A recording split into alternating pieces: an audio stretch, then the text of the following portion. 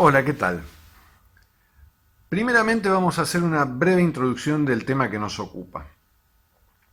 Bueno, el proceso de industrialización por sustitución de importaciones en nuestro país tiene una larga historia. Comenzó tibiamente allá hacia la Primera Guerra Mundial con el cierre de las importaciones de productos manufacturados desde ultramar por el conflicto bélico. El siguiente jalón se lo dio la crisis de los años 30, con la caída del comercio internacional y el crack bursátil. Y hacia los años 40 del siglo pasado, el proceso ya estaba francamente en marcha, siendo la industrialización una decisión estratégica del Estado argentino. Las reservas en moneda extranjera acumuladas durante la Segunda Guerra permitieron darle impulso firme bajo el gobierno de Juan Domingo Perón.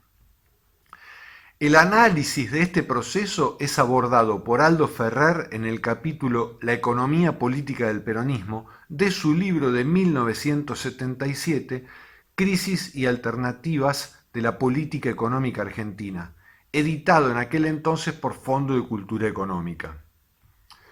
Para el autor, el régimen peronista fue pluralista, nacionalista y popular, y proponía una serie de objetivos que resultaron inconsistentes con respecto a la estrategia aplicada. Hay que decir que uno de los objetivos centrales del peronismo fue la redistribución de los ingresos, y para ello se valió de varios instrumentos de política económica y social, entre los cuales destaca el control del tipo de cambio. Para la comprensión de los demás instrumentos se recomienda consultar el texto de Ferrer. Las siguientes imágenes se centrarán en la dinámica del denominado modelo de arranque y parada o stop and go. Como ya dijimos, el gobierno peronista arrancó con una inmejorable situación financiera. El Banco Central rebalsaba de reservas internacionales, fruto del comercio exterior, con las potencias que demandaron alimentos en el contexto del conflicto bélico internacional. Centralmente se procuró sostener un peso sobrevaluado, es decir, una moneda nacional fuerte contra un dólar barato. Esto por varias razones. El dólar barato permitía la compra de bienes e insumos importados absolutamente necesarios en un proceso de industrialización. La paradoja de la estrategia industrialista es que cuanto más se requiere sustituir para alcanzar el desarrollo y ahorrar divisas, más se debe importar. La resultante de esto es que la actividad industrial se incrementó, al tiempo que estimulaba su propia demanda, lo cual se tradujo en un elevado consumo interno y en plena ocupación de la mano de obra. Entre 1946 y 1948, el Producto Bruto Interno se incrementó un 16% y la oferta de bienes y servicios un 29%. Las reservas acumuladas permitieron, además, que el Estado adquiriese el paquete accionario de las empresas de servicios públicos. En el contexto de la expansión económica, la demanda sobre el mercado laboral presionó al alza y la fuerza sindical se hizo sentir, logrando incrementos salariales que estuvieron por encima de los aumentos de la productividad del sector. Este hecho apenas hizo mella en la tendencia general al crecimiento de la economía, aun cuando se experimentaron situaciones tensas. Por caso, la inflación se elevó porque los empresarios no estuvieron dispuestos a resignar ganancias por el incremento de los costos salariales. Claramente, la sobrevaluación del peso incidió sobre las transferencias de ingresos desde el sector rural hacia el resto de la economía. Con el dólar barato, que restringía las exportaciones al hacerlas poco rentables, el sector agropecuario perdió el aliento necesario para expandir la frontera de producción. Hay que decir que todo este proceso se alimentaba con los dólares en reserva del Banco Central, ya que el crédito externo era virtualmente inexistente y la inversión extranjera directa debía aún esperar algunos años. Como se aprecia en el gráfico, hubo un movimiento paralelo y opuesto entre el nivel de reservas y la expansión de la actividad económica.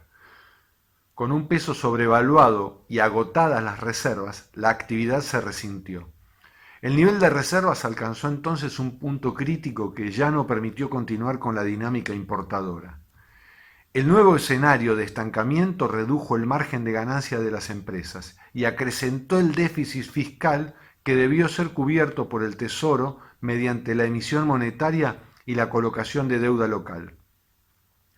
Se llegó así a los años 1951 y 1952, en los que la combinación de déficit fiscal, la caída de reservas, las exportaciones deprimidas y una extensa sequía en el agro pampeano detonaron una crisis externa. Como nota al pie, podemos decir que hacia 1950 se había consumado la primera fase de la estrategia industrial sustitutiva. La futura expansión requeriría una importante inversión extranjera directa, así como crecientes importaciones.